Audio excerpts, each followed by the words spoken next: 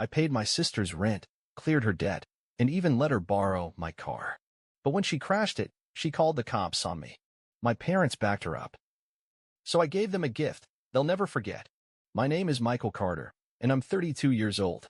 I've spent most of my adult life cleaning up after my younger sister, Jessica, patching up her mistakes, covering her bills, and stepping in whenever she managed to screw something up. And she always did. Jessica was 26 but acted like she was 16. She had never held a stable job, never saved a dime, and never learned to take responsibility for anything. Somehow, that had become my problem. Our parents, David and Linda Carter, had decided long ago that Jessica was too fragile for the real world. Mom always said she was a free spirit who needed time to figure things out. Dad simply refused to deal with her at all. So, when she dropped out of college and moved back home, they made it my responsibility. Michael, you're older. You've always been the responsible one. Jessica just needs a little help, that's all. She'll grow up soon. That little help turned into years of financial drain. I paid her rent when she couldn't make it. I covered her credit card debt when she maxed it out on clothes and weekend trips. I paid her car insurance because she forgot. And each time, I told myself, she's my sister. She'll get it together eventually. She never did. And this time, she had gone too far. It started with a text, short, casual, as if she hadn't done anything wrong. Jessica, hey, took your car for the weekend trip. You weren't using it anyway, right? I stared at my phone, the words not fully processing. My car.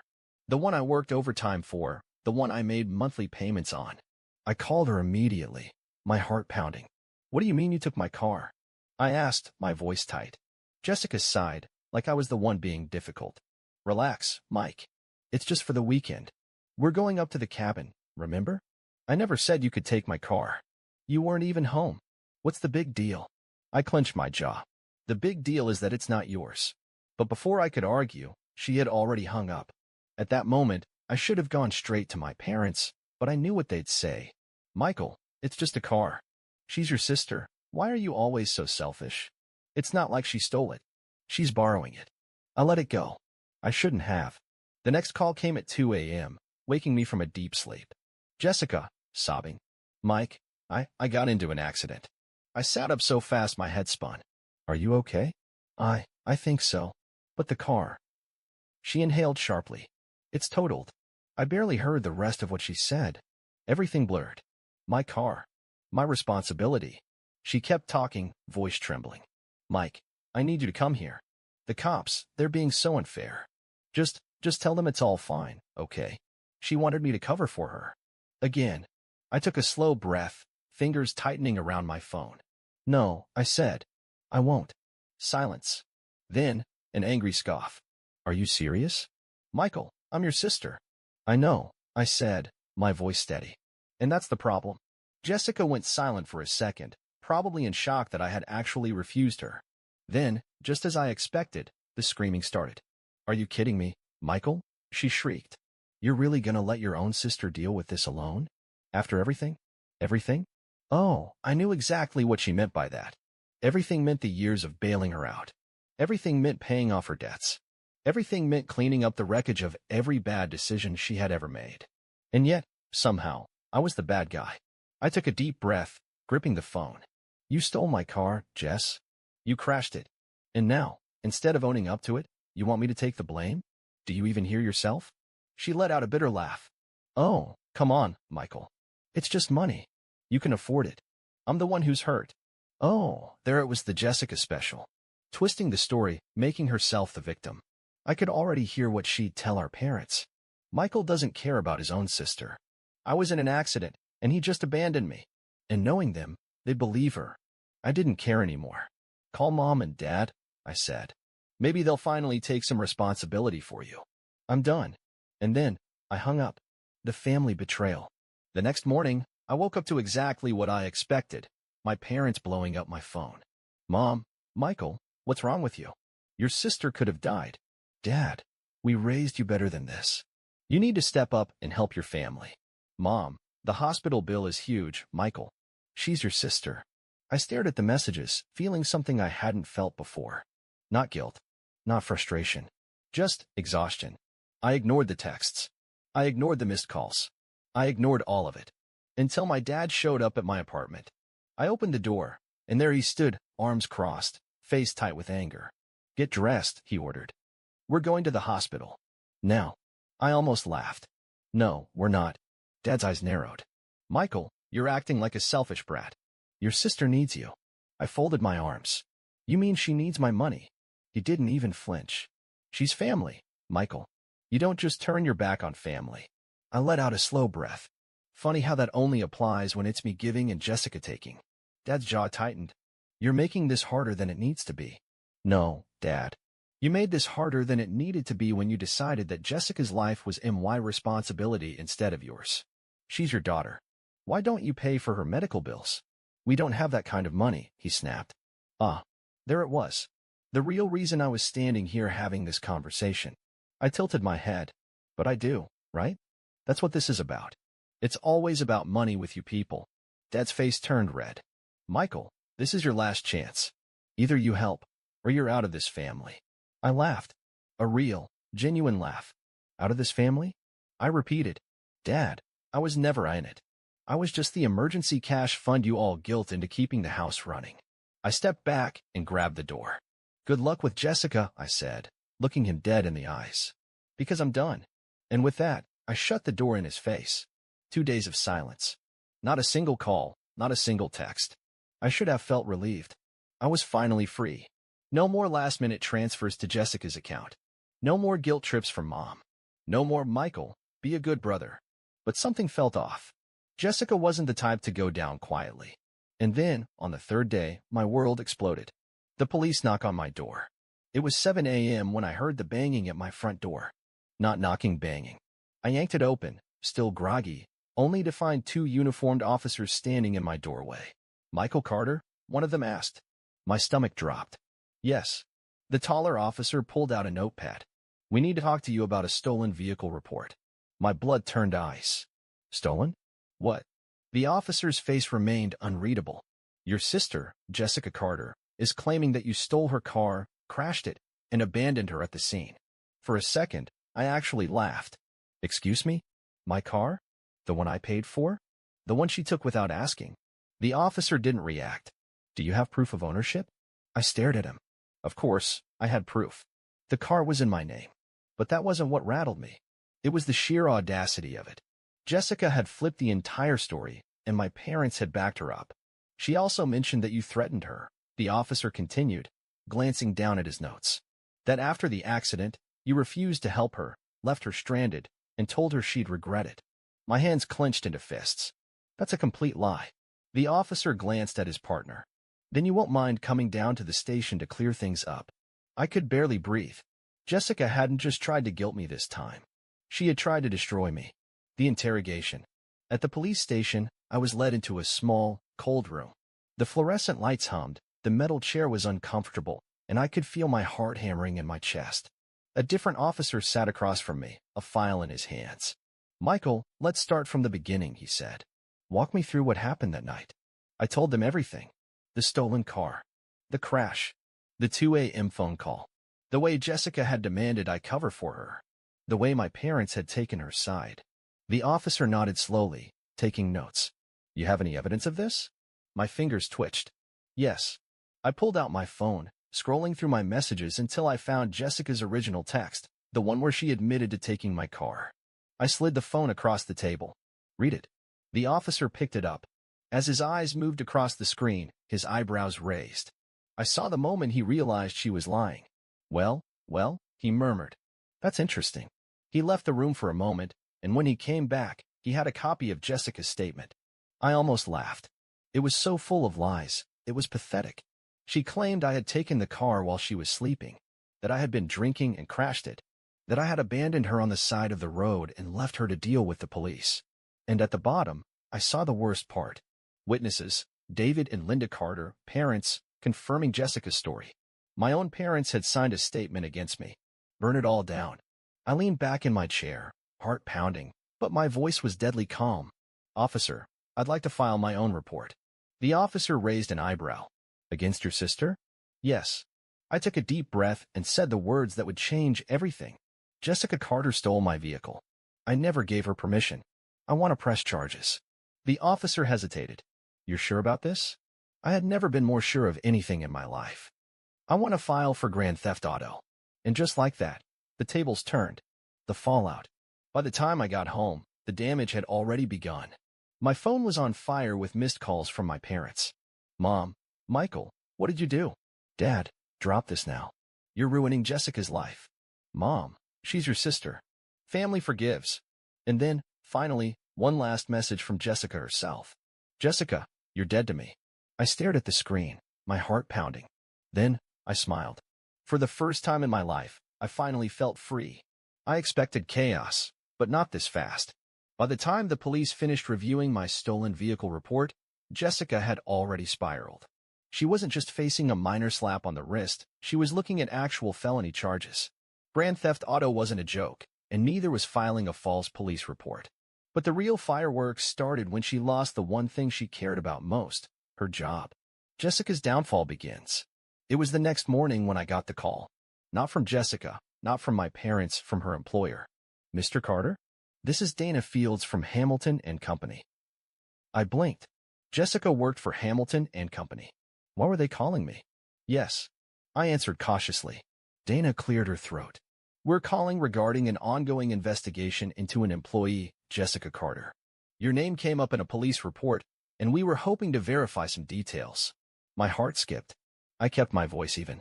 What details? Your sister listed you as a character witness for an internal review we're conducting. We just wanted to confirm if she was involved in any legal matters that could affect our case. I almost laughed. Legal matters? You mean like stealing my car and filing a false report to get me arrested? Dana went quiet. Then, after a beat, I see. That's all we needed. Thank you, Mr. Carter. Click. It took less than 3 hours for Jessica to start calling me. The breakdown. First call, 10:37 a.m. I ignored it. Second call, 10:42 a.m. Ignored again. Third call, 10:45 a.m. Jessica's name flashed across my screen, but this time, she left a voicemail. I hesitated for a moment, then played it. Michael, I swear to God, you ruined my life. What is wrong with you? They fired me. Do you hear me? They fired me. I hope you're happy, you absolute disaster. I deleted it before she could finish. Fourth call, 11:02 a.m. I answered. Jessica. Her voice was shaky, but not because she was sorry. Because she was furious. You need to fix this. I laughed. Fix what? You mean the mess you made? I didn't make a mess, she shrieked. I lost my job, Michael. My apartment isn't even paid off. How am I supposed to survive? I took a deep breath. Not my problem. She went silent for a second. Then, the desperation kicked in. Michael, you know I didn't mean for things to go this far. You filed a false police report against me. But I was scared. And Mom and Dada. Don't bring them into this. My voice was cold. You made this choice. You thought I'd just roll over like always. You thought I'd clean up your mess. But guess what, Jess? I'm not your safety net anymore. Silence. Then, her voice changed. The fake sweetness, the same voice she used when she was trying to manipulate people. Mike, please. I need your help. I don't have anywhere else to go. There it was. She wanted money. Jessica didn't care about the damage she'd done. She wasn't sorry. She was scared. Scared because, for the first time, I wasn't rushing to save her. I let the silence stretch. Then, slowly, I said, Welcome to reality, Jess. And I hung up. My parents' final plea. I knew my parents wouldn't let this go. By that evening, I heard a car pulling into my driveway. I sighed. Here we go. I opened the door before they could knock. Mom and Dad stood there, arms crossed, expressions set in stone. I didn't even invite them in. What do you want? I asked. Mom's voice was sharp. You need to fix this, Michael. I crossed my arms.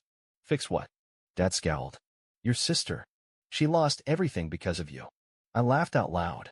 Because of me? Or because she lied to the police? Mom's eyes narrowed. She was desperate, Michael. She didn't know what else to do. She could have taken responsibility for once in her life. Oh, and you're so perfect? Mom snapped. You've never made mistakes? Not ones that got innocent people arrested. I shot back. Mom's lips pressed together. Michael, she's your sister. If you don't take her in, she'll be homeless. And there it was. They wanted me to let Jessica move in.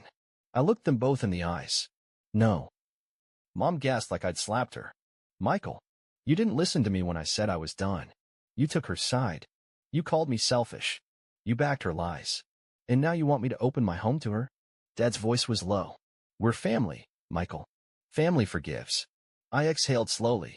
Then, I said the words that sealed my fate. Not this time. Then, I shut the door in their faces. I heard Mom gasp. Heard Dad mutter something under his breath. But I didn't care. I locked the door and walked away.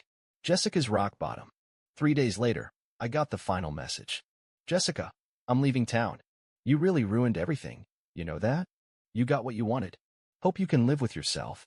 I sat there, staring at the text. Did I feel guilty? No. Because for the first time in my life, I had chosen myself. The final goodbye. Jessica was gone. The family group chat had gone silent. No calls from my parents. No more guilt trips. No more messages demanding money. Nothing. For the first time in years, I was truly alone. And yet, I felt empty. I should have felt relieved. After all, I had one. Jessica was out of my life. The toxic cycle was broken.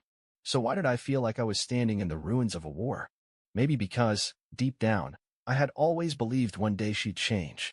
Maybe because, despite everything, there was still a small part of me that wanted to be her brother. I was still thinking about it when the knock came. A soft, hesitant knock. I frowned, checking my phone. No missed calls. No texts. I opened the door and froze. Jessica stood there. But she wasn't the same. Her hair was a mess. Her clothes were wrinkled. The usual arrogance was gone. In its place was something else. Desperation. She looked like someone who had lost everything. For the first time in years, she looked genuinely afraid. Jessica, I said, my voice cold. She swallowed hard. Michael. I have nowhere else to go. The last conversation. For a moment, I just stared at her. Years of resentment, anger, and exhaustion boiled beneath my skin. All the nights I spent working overtime to cover her bills. All the times she called me selfish while taking my money. All the times Mom and Dad said, be a good brother. And now she was here, begging. Michael, please, she whispered. My jaw tightened. You tried to get me arrested, Jess. She flinched. I know. I exhaled slowly. You expect me to just forget that? Jessica looked down. I don't expect anything. I have nothing left. I studied her. She wasn't lying. Her job? Gone. Her apartment? Evicted. Her friends? Nowhere to be seen. For the first time, Jessica was truly alone. She let out a shaky breath. I don't need money. I don't need a place to stay. She hesitated, her voice cracking. I just need my brother back. And there it was. Not a demand. Not a manipulation. Just the raw truth. For the first time since this all started, she looked like my little sister again. And that scared me more than anything. Because deep down, I knew. This was the moment I had to choose. The decision. I took a slow breath. All my life, I had been the safety net. The one who cleaned up the mess. And I knew that if I let her back in, even just this once, nothing would ever change. Jessica needed to fall. She needed to hit rock bottom. Because as long as she had someone to catch her, she would never learn. She must have seen the decision on my face because her eyes filled with panic. Michael, don't do this, she pleaded. I swear, I'll change. I'll prove it to you. Just give me a chance. I exhaled sharply. I gave you 100 chances. Her face twisted. You're my brother. You're supposed to help me. There it was. That same entitlement. That same expectation that I would always be there. My hands clenched into fists. And what about you, Jess? What have you ever done for me? She blinked. What? I mean it. What have you ever done for me? I stepped closer. You took my car. You destroyed it. You tried to have me arrested. You lied to our parents. And now, when you have nowhere else to go, you show up and expect me to forgive you? Her lips trembled. Michael, I thought we were family. I stared at her for a long moment. Then, quietly, I said, a family doesn't do what you did to me. She inhaled sharply, as if I had just slapped her. I shook my head. I hope you figure things out, Jess. I really do. But I can't be in your life anymore. Her breath hitched. Michael, please. Goodbye, Jess. And for the last time, I shut the door. Epilogue. A new beginning. 2 months later, I moved. A new city. A new job. A new life.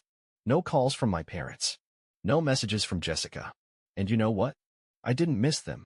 Because for the first time, I was living for me.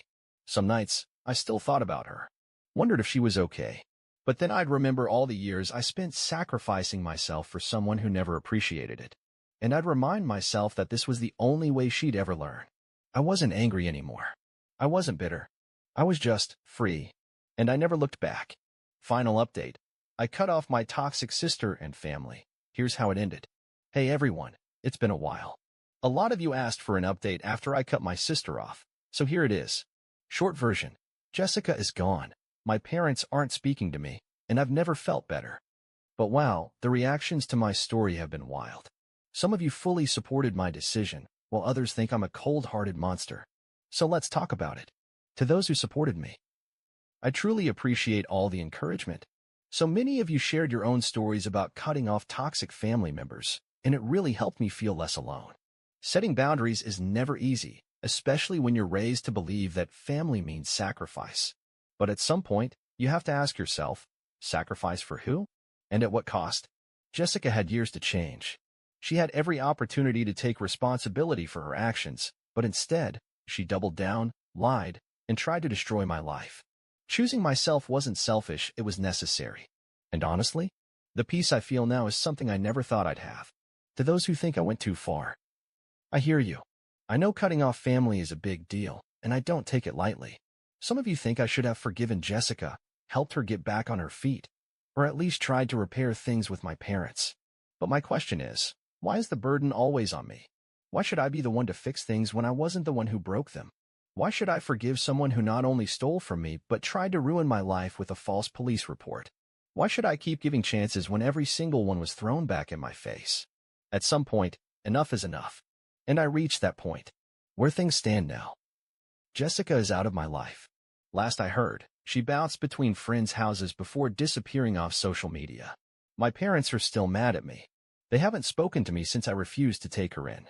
I'm happier than ever. New job, new city, no more guilt.